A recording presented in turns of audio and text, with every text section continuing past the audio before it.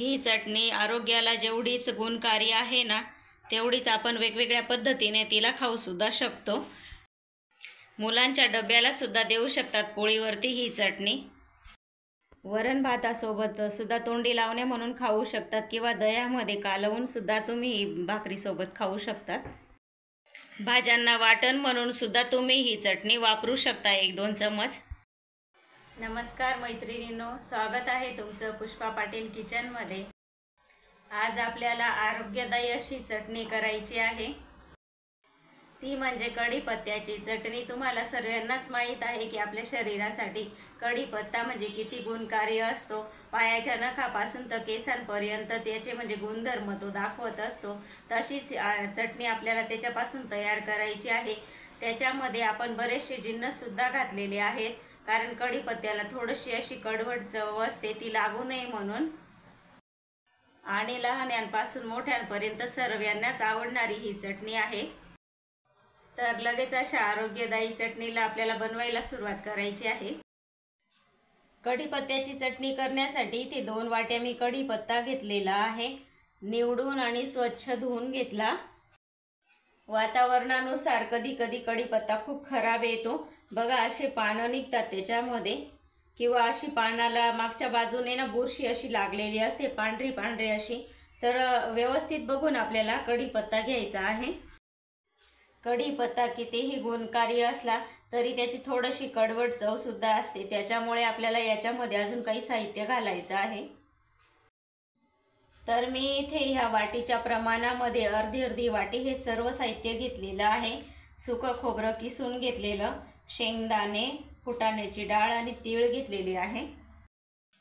मी इथे चटणी पावडर घेतलेली आहे 2 चमच, आमचूर पावडर घेतलेली आहे 1 चमच, ज्याच्यामुळे चटणी खूप चटपटीत अशी लागते।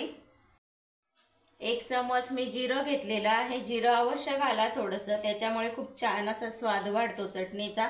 आणि लसूण घेतलेला आहे, डायबिटीज पेशंटसाठी हा लसूण खूपच असा गुणकारी असतो। चवीनुसार मीठ लागणार आहे आणि थोडंसं तेल लागणार आहे आपल्याला।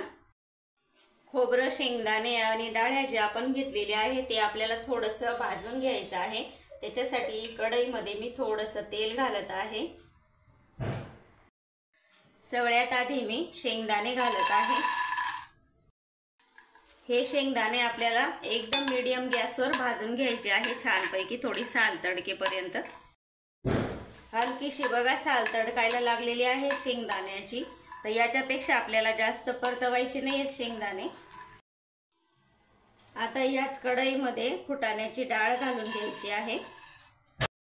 ही डाळ तशी भाजलेली असते, पण वातावरणानुसार मावचल तयार होतं तिच्यामध्ये थोडंफार, त्याच्यासाठी मी तिला हलकसं भाजून घेतलं आहे, थोडासा रंग बदलेपर्यंत। आता त्याच कढईमध्ये तीळ घालून घ्यायची आहे।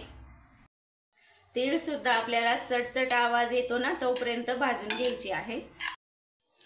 तीळ सुद्धा आपली चटचटायला लागलेली आहे आणि याच्यापेक्षा जास्त भाजायची नाही, नाहीतर मग कडवट चव येते। लगेच काढून घेऊ। आता ह्याच कढईमध्ये खोबरं टाकून घ्यायचं आहे। खोबऱ्यामध्ये तेल नाही घातलं तरी चालेल। खोबरं सुद्धा हलकसं भाजलं गेलेलं आहे, तर हे सुद्धा काढून घेऊ। ह्याच कढईमध्ये थोडंसं तेल घालायचं आहे आणि हा कढीपत्ता आता टाकून घ्यायचा आहे आपल्याला। कढीपत्ता आपल्याला छान असा कुरकुरीत होईपर्यंत परतवून घ्यायचा आहे। कढीपत्त्याचं एक पान असं छान दाबून परतवायचं, त्याच्यामुळे कढीपत्ता कुठेही असा ओलसर राहत नाही। व्यवस्थित असा कुरकुरीत आपला कढीपत्ता तळला गेलेला आहे। त्याच कढईमध्ये लसूण टाकून आणि थोडासा भाजून घ्यायचा आहे। लसूणचे मी तुकडे करून घेतले। लसूण मी इथे 5-6 पाकळ्या घेतलेल्या आहेत, तुम्ही अजून 2-3 पाकळ्या वाढवू शकता।